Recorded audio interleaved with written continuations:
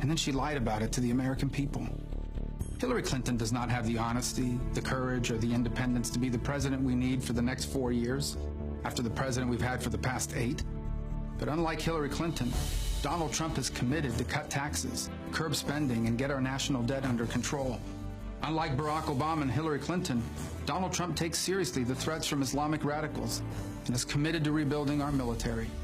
And unlike Barack Obama and Hillary Clinton, he has committed to appointing constitutionalist judges who will respect the proper role of the judiciary.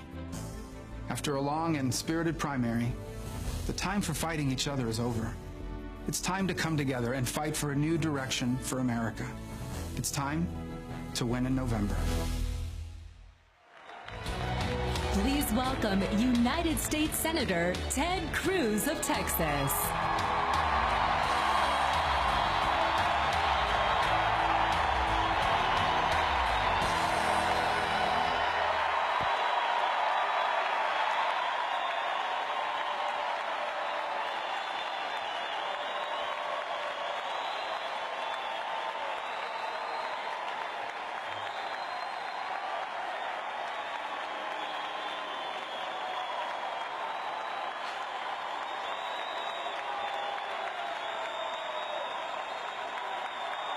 Thank you.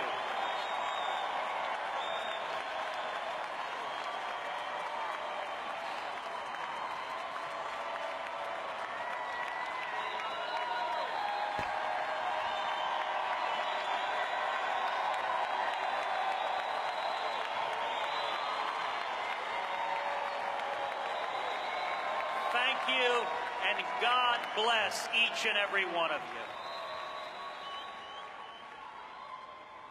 Heidi and I are so honored to join you here in Cleveland, where LeBron James just led an incredible comeback victory.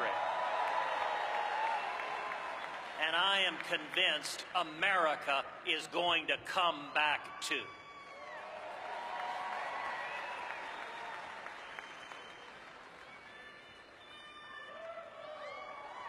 I want to congratulate Donald Trump on winning the nomination last night.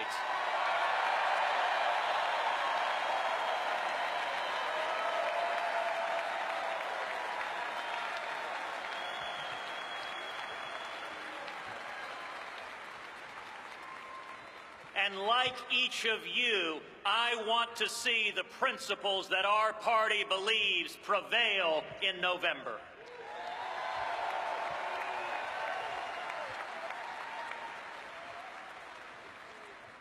Conventions are times of excitement, but given the events of the last few weeks, I hope you'll allow me a moment to talk to you about what's really at stake. Just 2 weeks ago, a 9-year-old girl named Caroline was having a carefree Texas summer, swimming in the pool, playing with friends, doing all the things a happy child might do. Like most children, she relied upon the love that she received from her mom, Heidi, and her dad, a police sergeant named Michael Smith. That is, until he became one of the 5 police officers gunned down in Dallas. The day her father was murdered, Caroline gave him a hug and a kiss as he left for work. But as they parted, her dad asked her something he hadn't asked before. What if this is the last time you ever kiss or hug me? Later, as she thought of her fallen father and that last heartbreaking hug, Caroline broke down into tears. How could anything ever be okay again?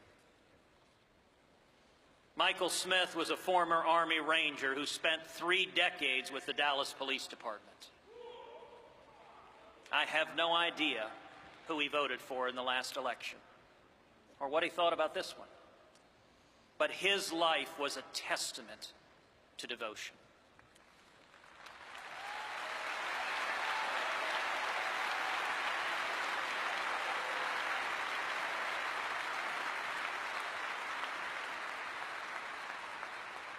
He protected the very protesters who mocked him because he loved his country and his fellow man. His work gave new meaning to that line from literature: to die of love is to live by it.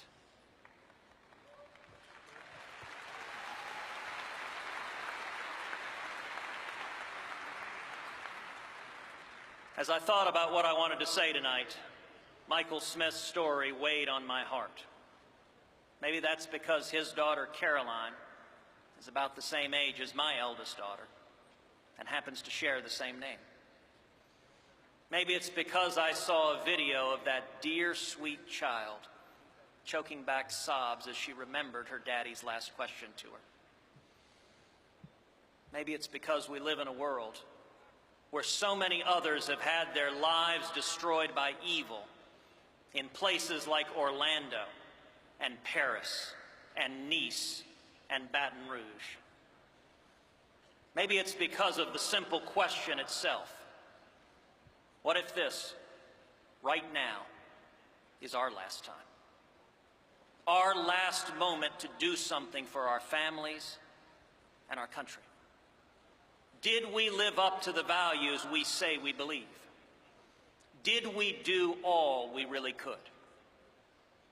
That's really what elections should be about. That's why you and millions like you devoted so much time and sacrifice to this campaign. We're fighting not for one particular candidate or one campaign, but because each of us wants to be able to tell our kids and grandkids, our own Carolines, that we did our best for their future and our country.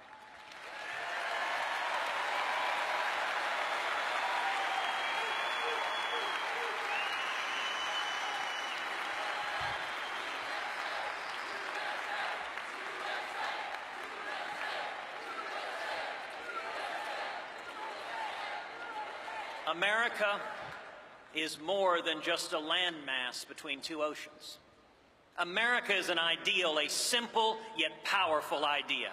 Freedom matters.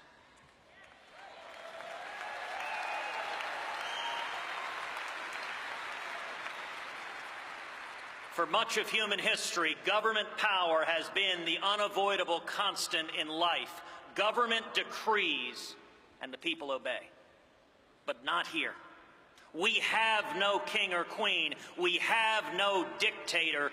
We, the people, constrain government.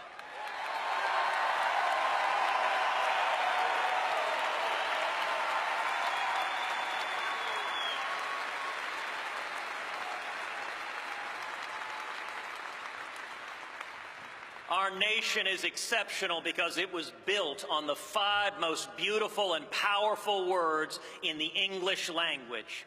I want to be free.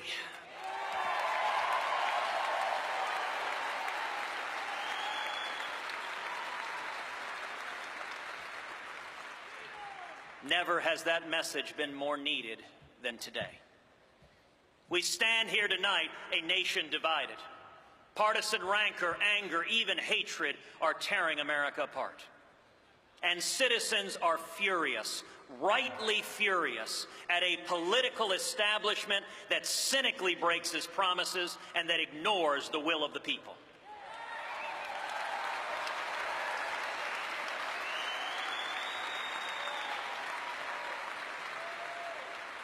We have to do better. We owe our fallen heroes more than that.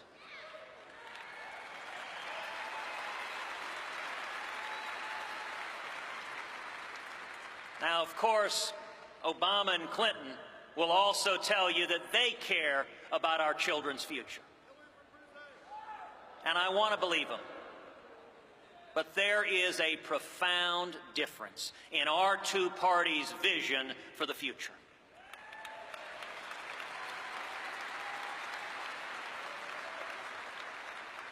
Theirs is the party that thinks ISIS is a JV team, that responds to the death of Americans at Benghazi by asking, what difference does it make? and that thinks it's possible to make a deal with Iran which celebrates as holidays Death to America Day and Death to Israel Day. My friends, this is madness. President Obama is a man who does everything backwards. He wants to close Guantanamo Bay and open up our borders. He exports jobs and imports terrorists. Enough is enough.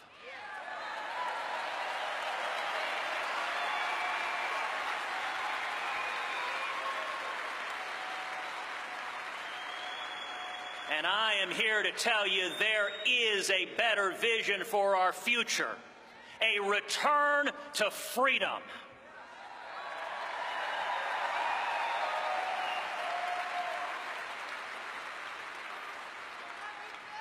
On education, your freedom to choose your child's education, even if you aren't as rich as Hillary Clinton or Barack Obama.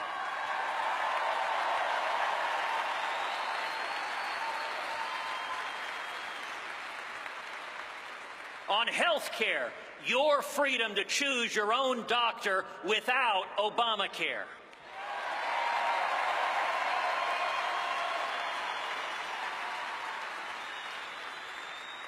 On taxes, your freedom to provide for your family without the IRS beating down your door.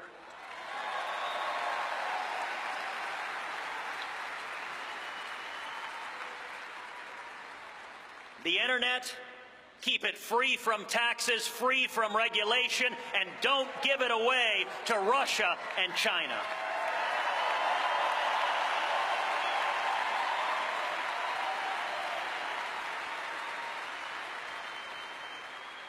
Freedom means free speech, not politically correct safe spaces.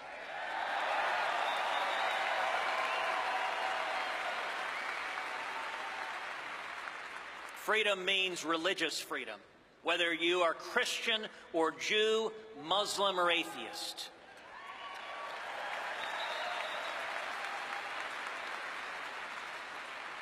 Whether you are gay or straight, the Bill of Rights protects the rights of all of us to live according to our conscience.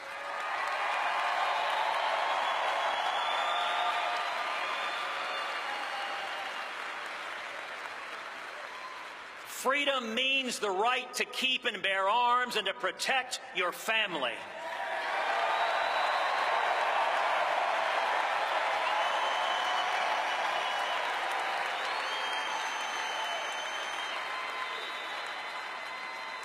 Freedom means that every human life is precious and must be protected.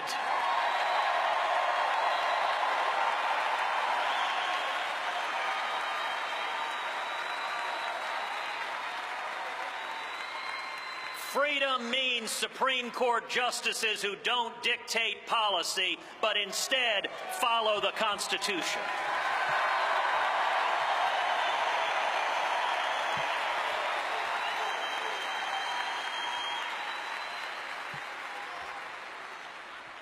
And freedom means recognizing that our Constitution allows states to choose policies that reflect local values.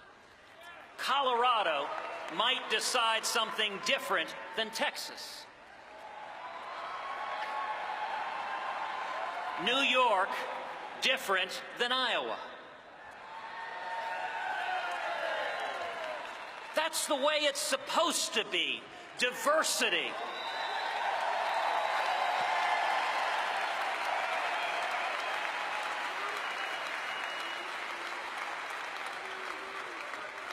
If not, what's the point of having states to begin with?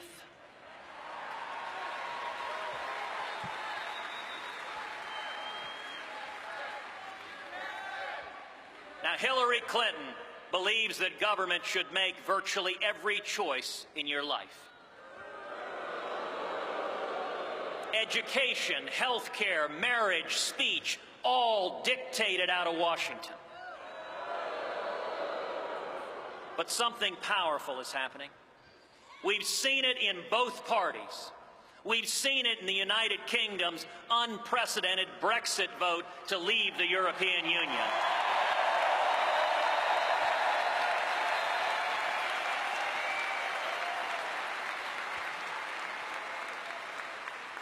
Voters are overwhelmingly rejecting the political establishment and overwhelmingly rejecting big government.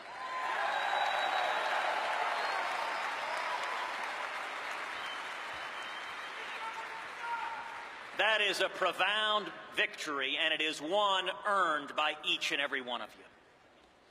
People are fed up with politicians who don't listen to them, fed up with a corrupt system that benefits the elites instead of working men and women.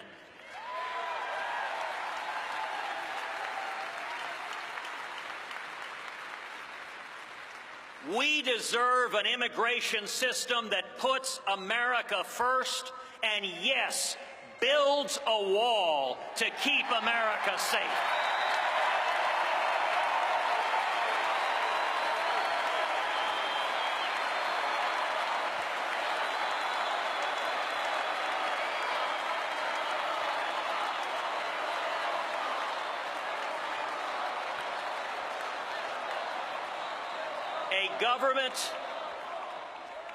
A government that stops admitting ISIS terrorists as refugees.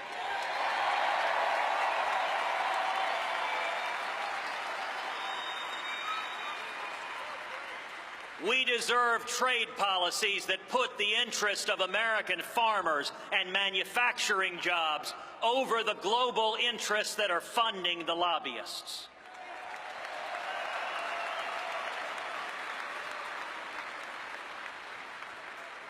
And if we stand together and choose freedom, our future will be brighter. Freedom will bring back jobs and raise wages.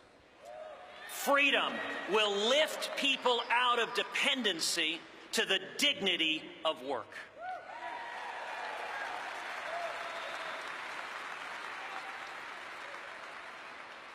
We can do this. 47 years ago to this day, America put the very first man on the moon.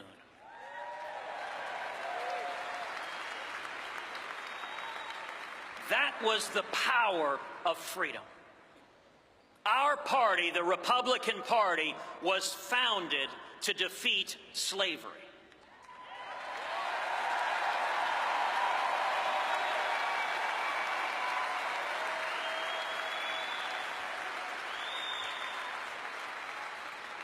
Abraham Lincoln, the first Republican president, signed the Emancipation Proclamation.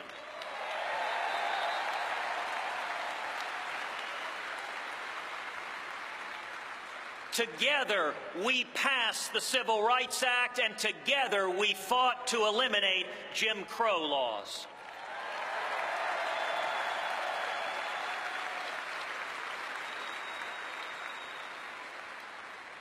That's our collective legacy, although the media will never share it with you. Those were fights for freedom, and so is this. Sergeant Michael Smith stood up to protect our freedom. So do the soldiers and sailors and airmen and Marines every day fighting radical Islamic terrorism.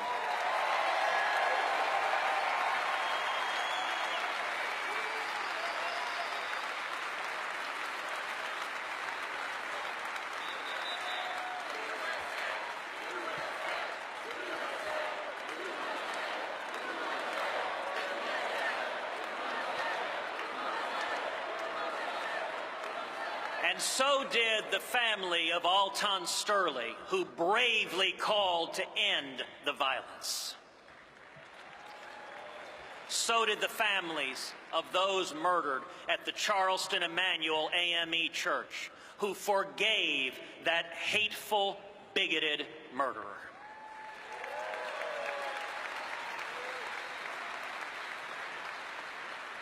And so can we.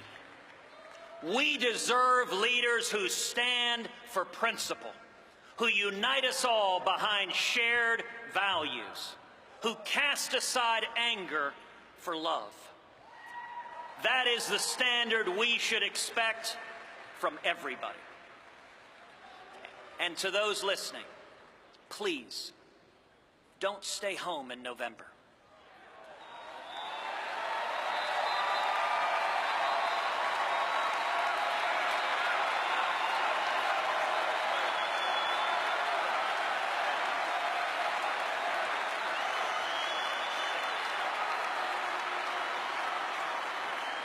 If you love our country and love your children as much as I know that you do, stand and speak and vote your conscience. Vote for candidates up and down the ticket who you trust to defend our freedom and to be faithful to the Constitution.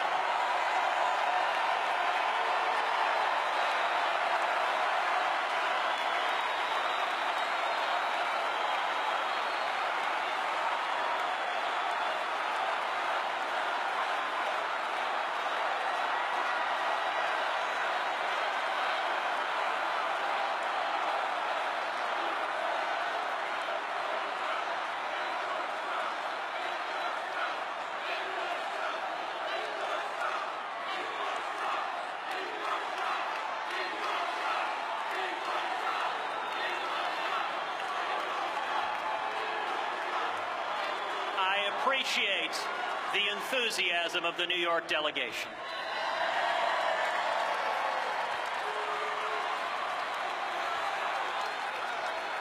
And I will tell you, it is love of freedom that has allowed millions to achieve their dreams. Like my mom, the first in her family to go to college. And my dad, who's here tonight, who fled prison and torture in Cuba, coming to Texas with just $100 sewn into his underwear.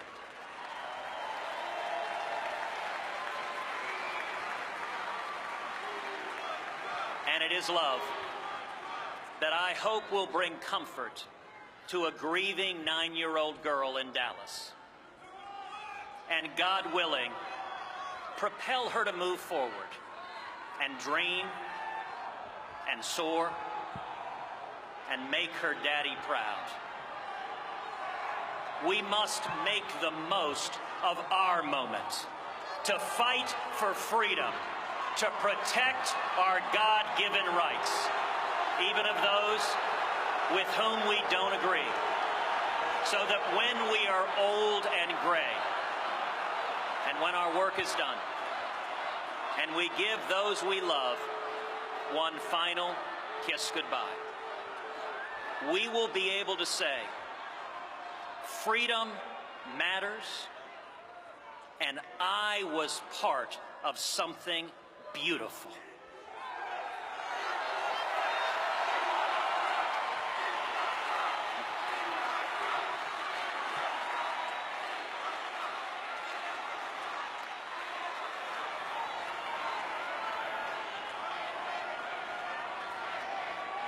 The case we have to make to the American people, the case each person in this room has to make to the American people, is to commit to each of them that we will defend freedom and be faithful to the Constitution.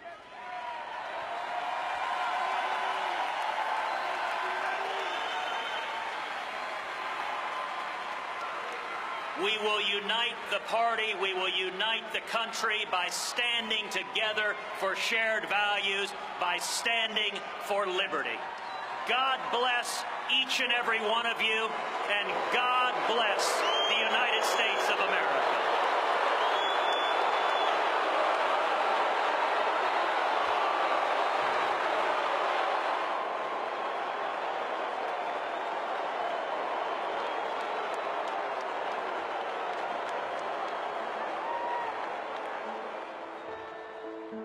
My father trained us very well. We were with him on job sites. We were with him in boardrooms. I always joke that I've been working in the company for 38 years because that's what it felt like. He was always available to us, but we were doing business. For my father to step away from all that, to step away from a company that he's deeply committed to in favor of running for elected office was a real sacrifice for him, and it was very selfless. He really loves what he does, and that's why he's so successful. But ultimately, he knows what he can accomplish for America.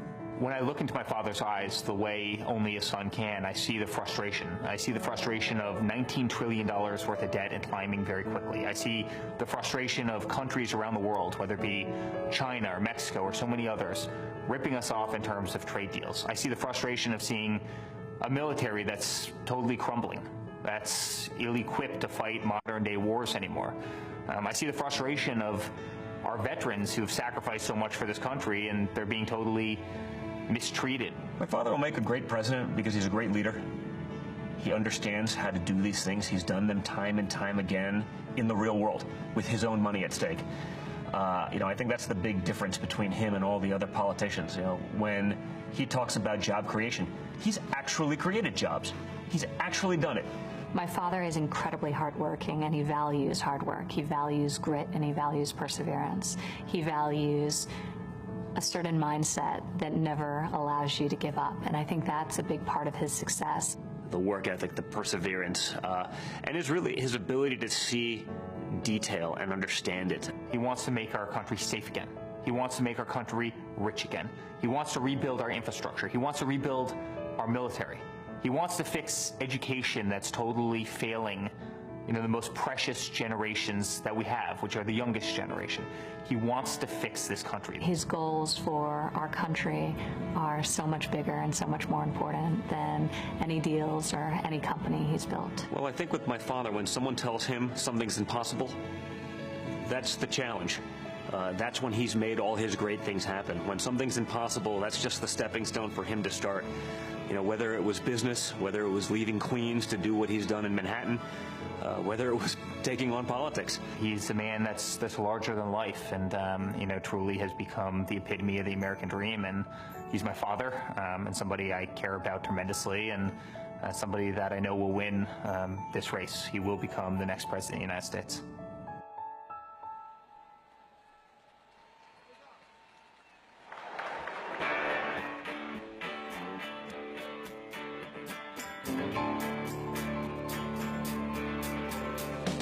Hey, RNC, everybody put your fist up in the air one time like this.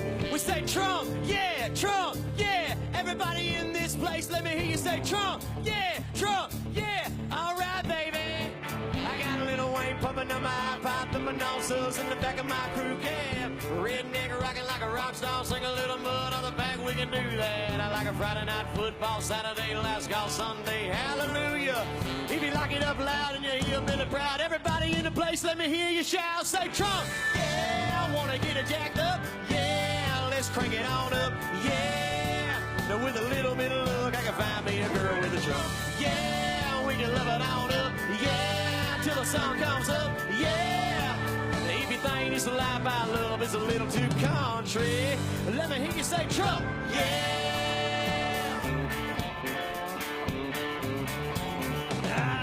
Party in the club, it's a honky-tonk downtown, yeah, that's where I like to hang out. I'm chilling in the back room, hanging with my whole crew, sipping on a cold brew, and now got a mixed up playlist, DJ play this, I wanna hear a country song. If you like it up loud and you hear Billy Proud, everybody in the place, let me hear you loud, say Trump, yeah, I wanna get jacked up, yeah, let's crank it on up, yeah. Now with a little bit of luck, I can find me a girl with a Trump, yeah, so we can live it on up, yeah, till the sun comes up, yeah.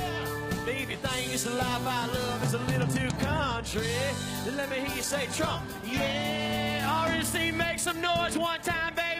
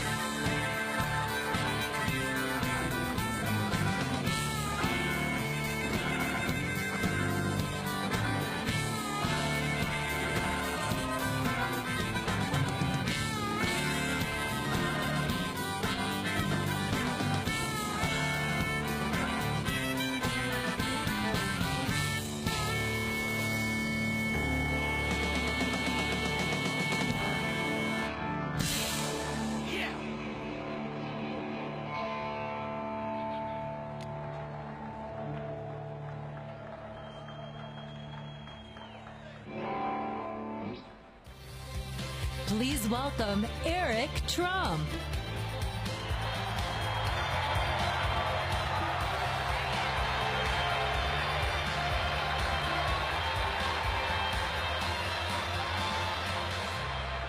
Wow. Wow. Good evening, Cleveland. Wow. It is such an honor to be here for a man I love so much. That's my father.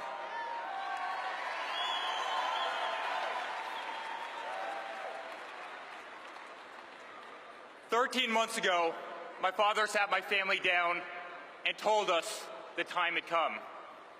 He could no longer sit idly by and watch our beloved country, the country that had given our family so much success, so much opportunity, crumble before our very eyes.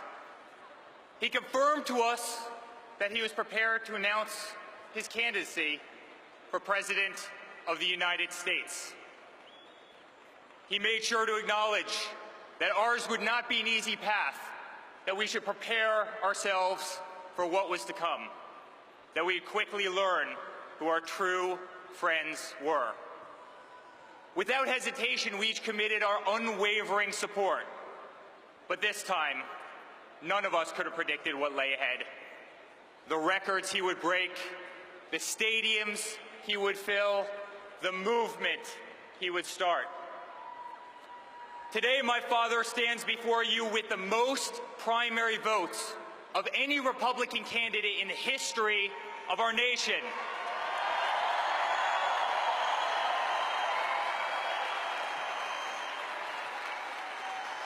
He shattered voter registration records across the country.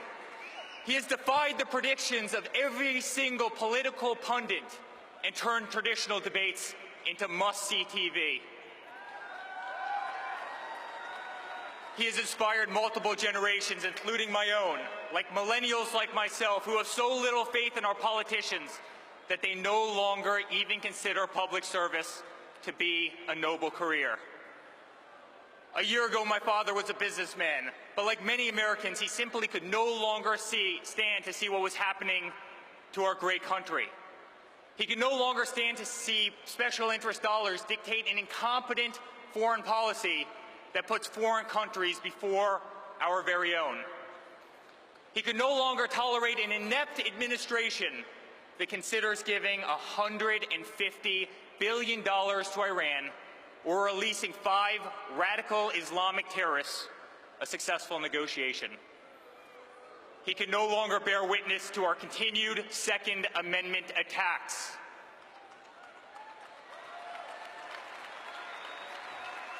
He could no longer stand to see the words Christmas stripped from public use or the Pledge of Allegiance removed from our schools in an effort to be politically correct.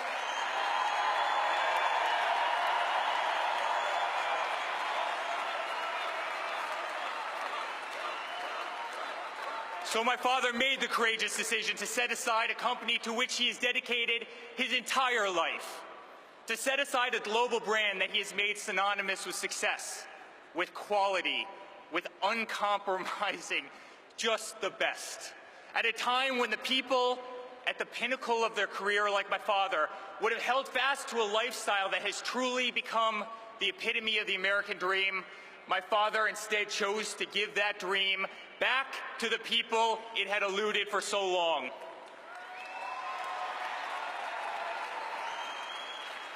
As daunting of a journey as he knew it would be, for him, it was the easiest decision in the world.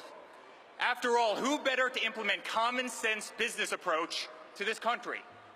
Who better to apply practical solutions to the impractical decision-making of an administration that has bred a $19 trillion debt, one which goes up by $32,000 a second and over $2 billion a day?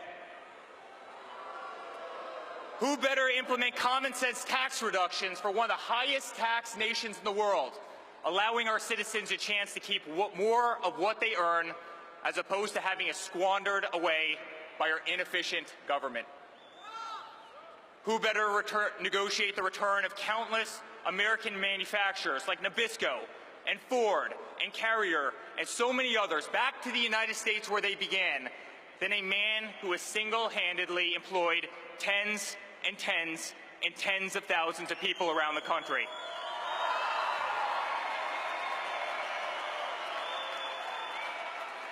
It's time for a president with common sense.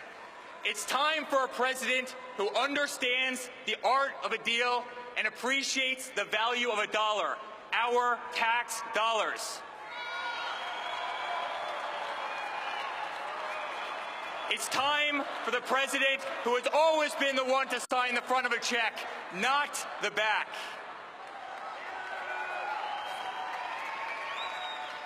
Throughout my father's career, he has been repeatedly called on by government to step in and save delayed, shuttered, and grossly over-budget public projects. Everything from the exterior of Grand Central Terminal in New York to the iconic old post office in Washington, D.C., just to name a few. Back in 1986, the city of New York tried to refurbish a simple ice skating rink in Central Park. The project dragged on for over 6 years and ballooned to over $13 million. $5 million over an already inflated budget. That's when my father, who overlooked this disastrous construction site from his office window each and every day, decided he had to step in. Disgusted by government incompetence and ineptitude, he invested $2 million of his own money in order to complete the project. What had taken the city over half a decade to botch, my father completed in less than 6 months, 2 months ahead of schedule, and over $1 million under budget.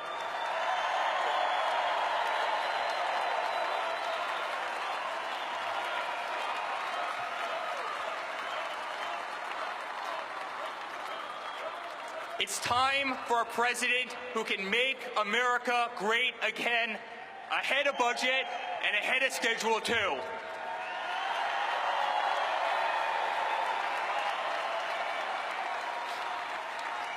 Thank you. My father has revitalized rundown neighborhoods, shaped skylines across the country, and turned dreams into reality his entire career. It's what he does. It's who he is. Oprah Winfrey once famously asked my father if he ever envisioned running for the presidency of the United States. His answer? Only if it got so bad that I had no choice. Only if it got so bad that I had no choice. Well, ladies and gentlemen, that day has come. As I travel the world with my dad building the greatest golf courses and hotels and real estate projects, I see the unmistakable look in his eyes. I see in his eyes the indignity and frustration of a domestic infrastructure back at home that is in complete disarray and no longer on par with so many other developed nations. I see in his eyes the sadness of innocent lives lost, like those of Kate Steinle and Jamil Shaw and so many others, cut short by illegal immigrants in sanctuary cities, victims of a revolving door of government ineptitude and corruption that leaves innocent Americans defenseless.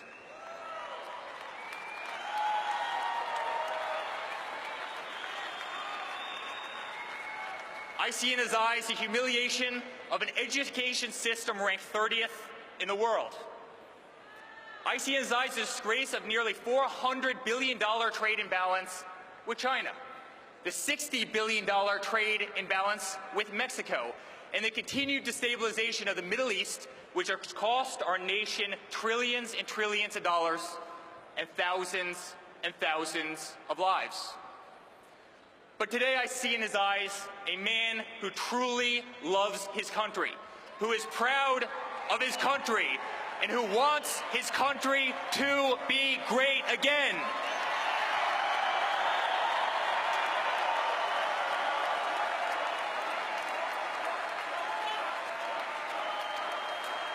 Thank you.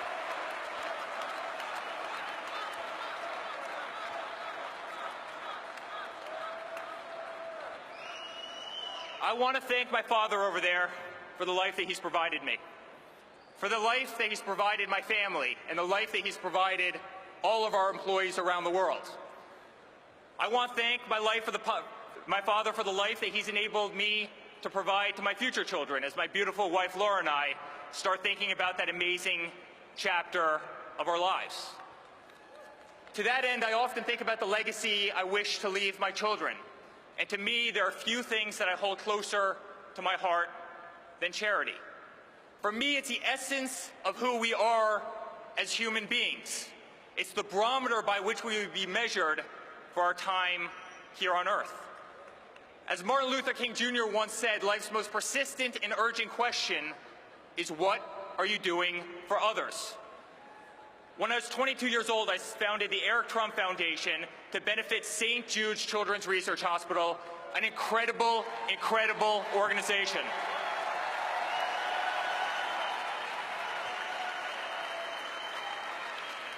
I run my foundation based on the principles my father taught me: honesty, integrity, and values.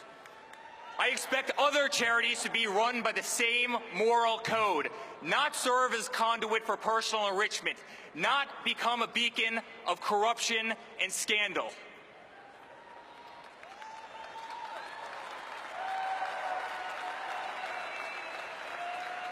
To whom much is given, much will be required. This is the very belief that compelled my father to make this great sacrifice, to run for the most powerful yet unforgiving office in the world. There is no greater calling. There is no more selfless an act. To the unemployed voter sitting at home watching me right now, wondering how you're going to make your next mortgage payment or rent payment, my father is running for you.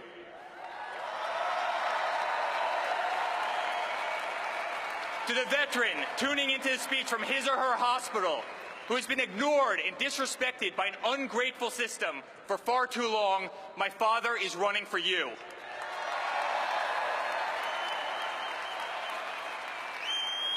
To the school teacher, forced to walk through metal detectors each and every day into an underfunded school, my father is running for you.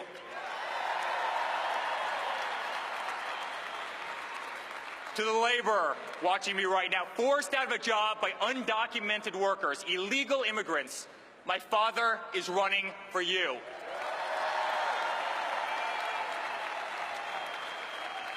To the oil and gas industry worker denied a job because of radical regulations from a radical EPA, my father is running for you. To single mothers, to families with special needs children, to middle-class families who can no longer afford medical benefits sufficient to cover their everyday needs, my father is running for you.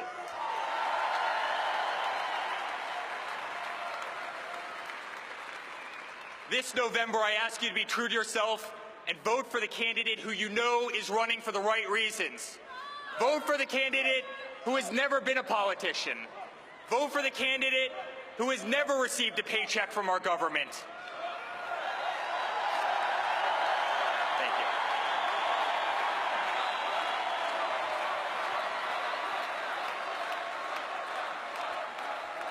Vote for the candidate who can't be bought, sold, purchased, bribed, coerced, intimidated, or steered from the path that is right and just and true.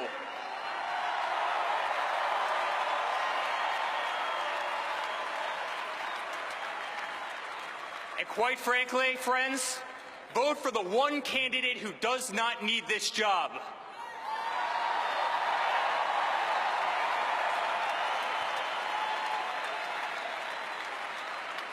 Never have I been more proud to be a Trump. Never have I been more proud to be my father's son.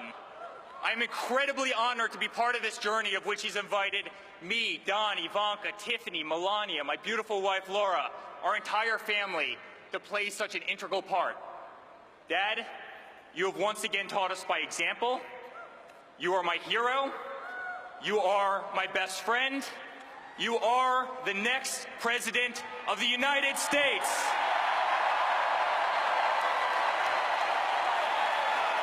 God bless America.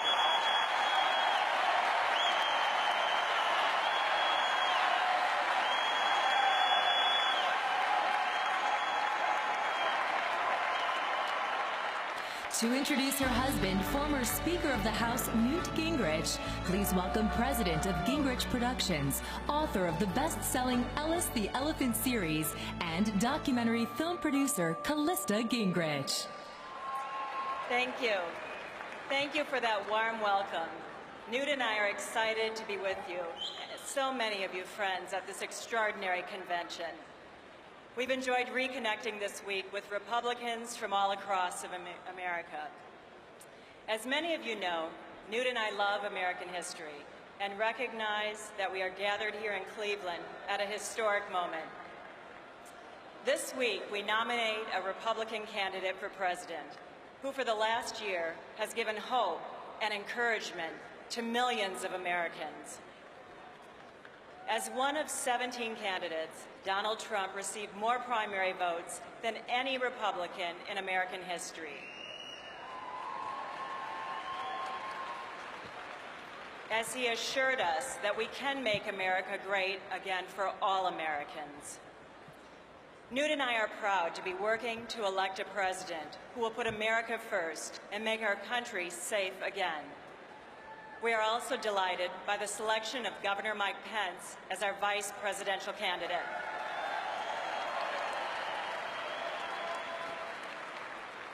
Newt and I have known Governor Pence since he first served in Congress in 2001, and we are confident that he will make an exceptional vice president. Tonight, Newt is going to speak about making America first again in safety, at home and abroad. As the son of a career soldier, Newt was convinced at an early age to dedicate his life to our country and to the protection of freedom. Newt has been studying national security since 1958. Tonight, he speaks from firsthand knowledge, having served in the United States Congress, as well as on the Defense Policy Board, the Terrorism Task Force, and the United States Commission on National Security. Newt has spent a lifetime fighting to put America first, to keep America safe, and to return power to the American people. Please welcome my husband and former Speaker of the House, Newt Gingrich.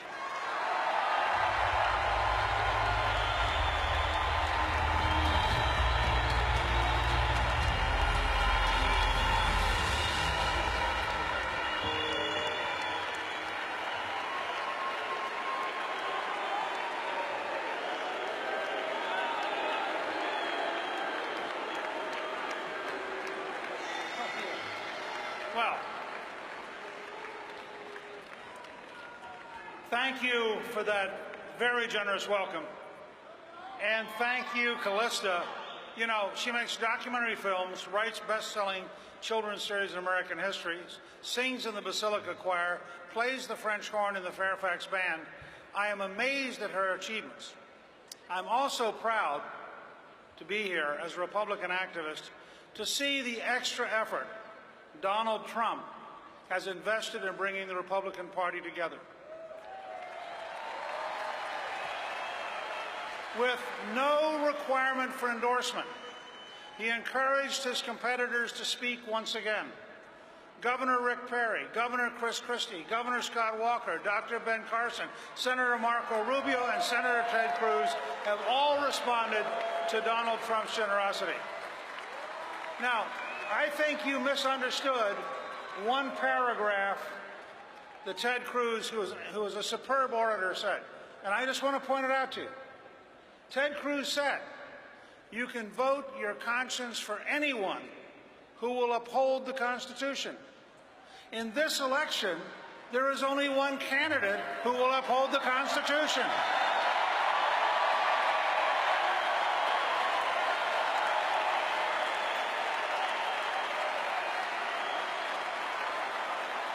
So, to paraphrase Ted Cruz, if you want to protect the Constitution of the United States, the only possible candidate this fall is the Trump-Pence Republican ticket. That way, We have a Republican ticket to implement Republican principles in Washington. Now, what I want to focus on is a subject that has dominated my thinking for decades. How do we keep America safe? Keeping America safe is the first responsibility of the American president. There have been many fascinating things to watch about the extraordinary, historic rise of Donald Trump. But the most significant has been Donald Trump's courage to tell some important truths about our national security. For example, we are at war. We are at war with radical Islamists. They are determined to kill us. They are stronger than we admit, and there is no substitute for victory. In contrast to Donald Trump, our national security and foreign policy elites, led by Hillary Clinton, are incapable of speaking with such honesty. While they lie about the threat, we need to tell the truth about the danger. If our enemies had their way, not a single woman in this room could define her future. If our enemies had their way, gays, lesbians, and transgender citizens would be put to death as they are today in the Islamic State in Iran. If our enemies had their way, every person on earth would be subject to conversion by the sword and to a cruel and violent system of law. There would be no individual liberty. There would be no equality. There would be no freedom. If you doubt we are at war, if you doubt that this threat is as real as I say, let me refresh your memory. On Monday, an Afghan refugee in Germany used an axe and knives to slash and wound train passengers while shouting, Allahu Akbar. Last week, ISIS claimed responsibility after a Tunisian man drove a cargo truck into a crowd in Nice, France. He murdered 84 people, including 10 children, 3 Americans, and injured over 300 others. 2 weeks ago, almost 300 people were killed and more than 200 were wounded in bombing attacks in Baghdad. 2 days before that, radical Islamists in Bangladesh killed 20 hostages, including 3 American college students.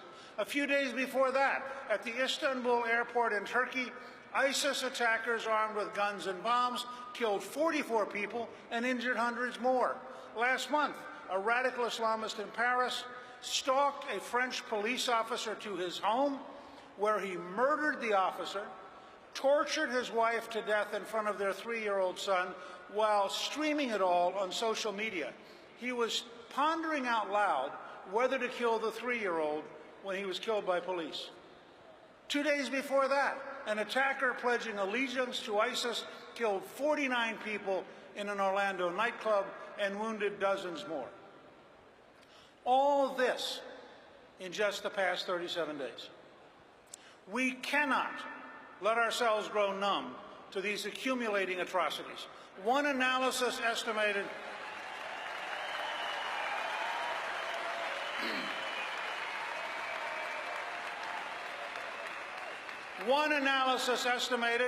that since January of 2015, some 30,000 people have been killed at the hands of terrorists. Let's be clear. Donald Trump is right. We are at war with radical Islamists. We are losing the war, and we must change course to win the war.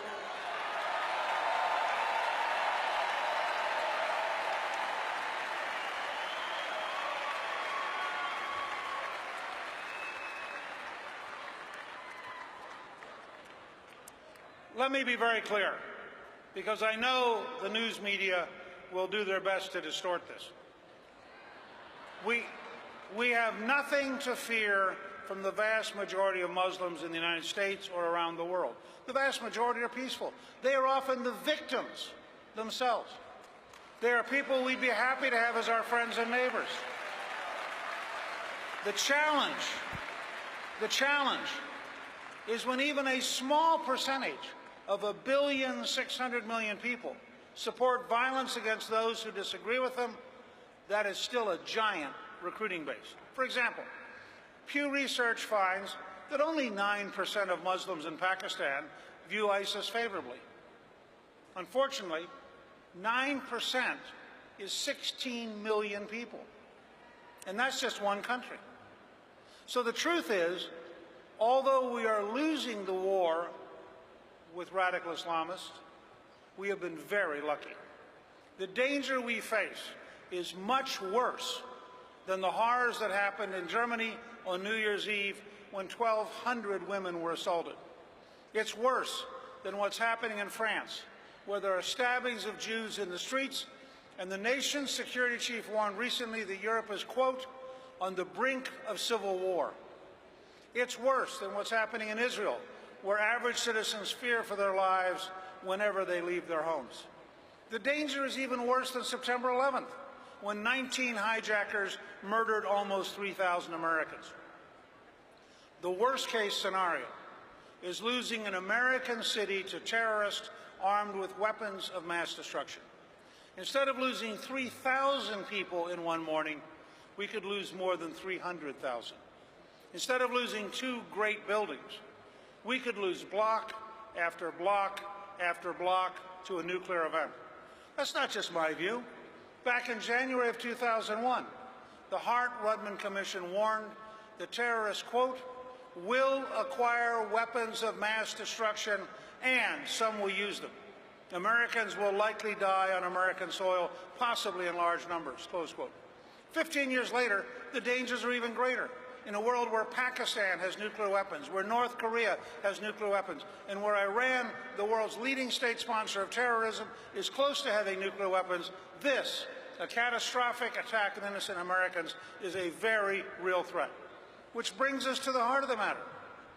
We are sleepwalking through history as though this is all about politics. It is not. It is about our safety and our survival as a country. We cannot keep in place the people and the systems that have brought us to this point and that lie to us every single day about the threat. That is why every American should be terrified at the prospect of a Hillary Clinton presidency. Hillary Clinton has been right at the center of this dishonesty. We know this administration and its allies lied to us about the Iran nuclear deal. We know it because they openly bragged about it to the New York Times. We know that Hillary Clinton lied to us knowingly about the terror attack on our Benghazi consulate. We know that Hillary Clinton and President Obama lie to the American people when they say they can safely screen the Syrian refugees. They cannot. And yet, Hillary wants to increase the number by 500%. So when you hear about Hillary's dishonesty, of the emails, or taking millions from the Saudis and other Middle Eastern dictatorships, remember, this is not about politics. The cost of Hillary's dishonesty could be the loss of America as we know it.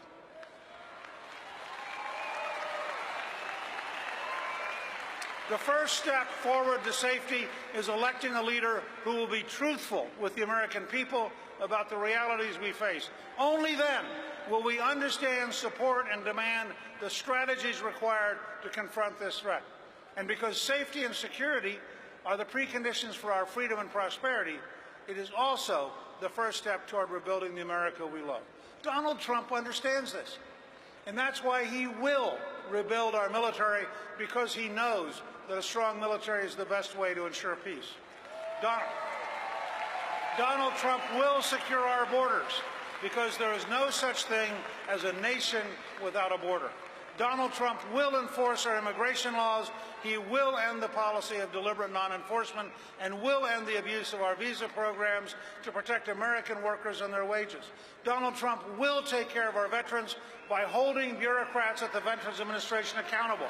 He will fire those responsible for the waiting list and will give veterans more choices about their care. With Donald Trump's leadership, no bureaucrat will get between a veteran and their doctor.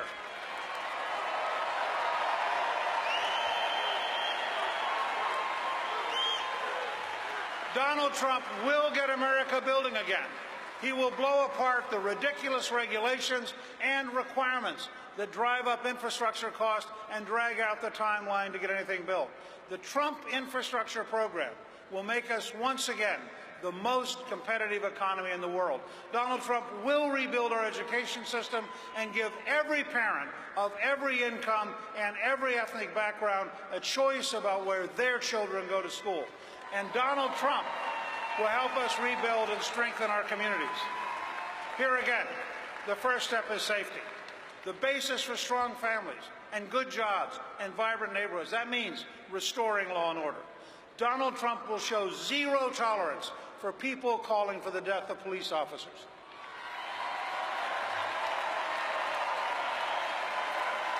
Think about this. If anyone publicly threatens the life of the President of the United States, the Secret Service is on them in an instant. Our law enforcement officers deserve the same respect as the President of the United States.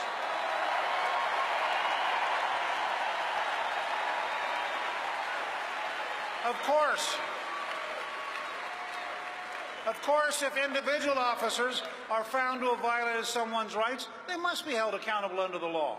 America is based on the rule of law. We are one nation under God, indivisible, with liberty and justice for all.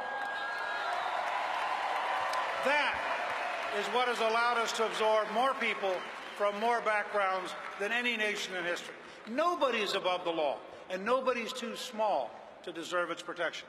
Donald Trump won our party's nomination because he is willing to tell the truth about the things that matter. He has a great running mate in Mike Pence. They will put our safety first, and they will defend America first. We can be proud to stand with them. So tonight, the challenge for everyone in this hall, and everyone, Republican, Democrat, or Independent, who's watching at home and knows we cannot continue on our current course, is to rise above our factions, excuse me, and rise above the politics we've inherited, to ignore the lies of the news media and the old order, to reject the suicidal dishonesty of Hillary Clinton and her establishment allies, and to stand with Donald Trump and Mike Pence for what we know is true. We can make America safe again. We can make America work again. We can make America first again. And together, we can make America great again for all Americans. Thank you, and God bless the United States of America.